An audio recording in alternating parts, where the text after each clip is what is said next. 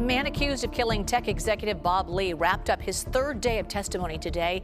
Nima Momeni tried to convince the jury he was simply defending himself when he stabbed the Cash App founder. Both Momeni's defense team and prosecutors already got their chance to ask questions, and today it was the jury's turn. Our Lauren Toms joins us live with more on what the jurors wanted to know, and that could be pretty telling. Hi, Lauren.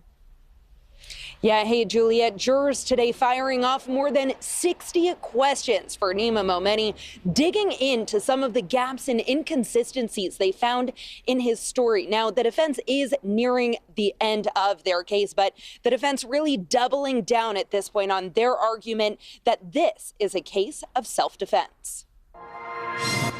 The first thing that was surprising was how far Nima will go to try and trash Bob's memory and try and trash our family to try and save himself. The family of Bob Lee determined to make their voices heard as jurors posed dozens of questions to the man at the center of this case, Nima Momeni. Many questions zeroing in on the deadly confrontation. Momeni persistent in his claims of self-defense, insisting that a bad joke provoked the deadly altercation with Lee. He testified that Lee, enraged, attacked him first with a knife. Lee's family, however, hopes jurors aren't buying it and are instead spotting holes in Momeni's narrative. Bob wasn't so much in the physical activity. He was a tech guy. He was a CTO. He was a computer programmer. It doesn't happen often, but today jurors were in the driver's seat, the judge allowing them to submit their questions to the witness. After first being vetted by attorneys and the judge, these questions focused on crucial details, including whether Momeni held the knife during the deadly scuffle. Under oath, Momeni admitted he grabbed the knife after the altercation, claiming he tossed it over a fence to keep it out of Lee's reach.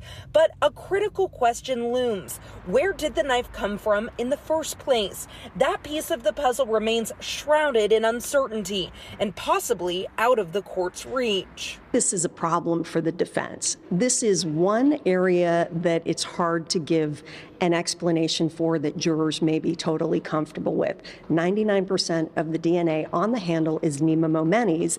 If Bob Lee had the knife and was supposedly the one stabbing Nima Momeni, why wasn't there any of Bob Lee's DNA on the knife? Jurors also probed Momeni's state of mind on the night of the stabbing. He admitted to inhaling a small amount of cocaine about 90 minutes before the incident and having a beer with Lee. Still, he insisted he was not intoxicated. He gave them explanations. Whether they believe those explanations is another matter. Momeni's attorneys also turned to a self-defense expert to reinforce Momeni's account.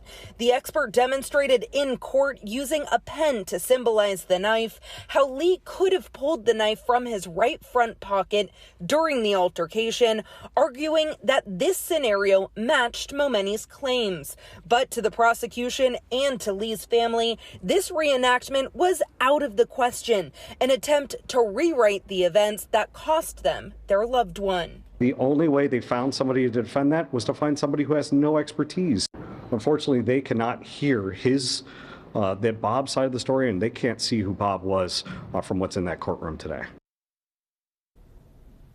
Now the defense is expected to call at least one more expert witness before resting their case. That then opens the door for the prosecution to begin its rebuttal. The prosecution seeking to convince a jury that Momeni deliberately killed Bob Lee, and that the prosecution is tasked with the burden of proving their case beyond a reasonable doubt to convince a jury that this warrants a conviction of first-degree murder. Juliet? Lauren Toms. Lauren, thank you. Lauren, will be continuing to follow this trial from inside the courtroom. You can find the very latest on the case on our website, KPIX.com.